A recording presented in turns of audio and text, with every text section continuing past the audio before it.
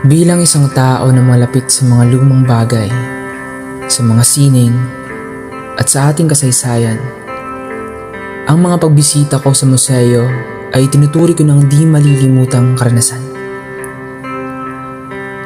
Sa loob ng museo, makikita natin ang mga lumang larawan, mga mukhang minsang naging bahagi ng pakikibaka para sa ating kalayaan.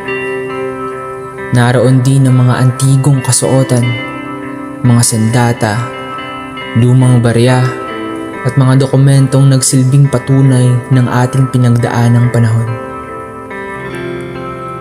Bawat bagay ay tila bumubulong ng mga pangyayari noon, mga tagumpay, sakripisyo, at pagbabagong humubog sa ating bansa.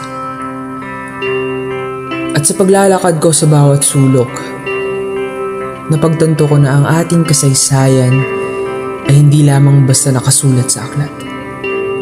Ito ay buhay hanggang ngayon.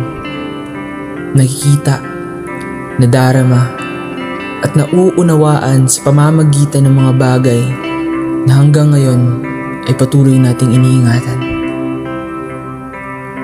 Ang mga lugar na ito ay hindi lamang imbakan ng mga lumang bagay. Ito ay tagapag-ingat ng alaala. At sa bawat pagbisita natin, muli nitong binubuhay ang kasaysayan upang hindi natin ito kailanman malimutan mula sa kasalukuyan hanggang sa hinaharap.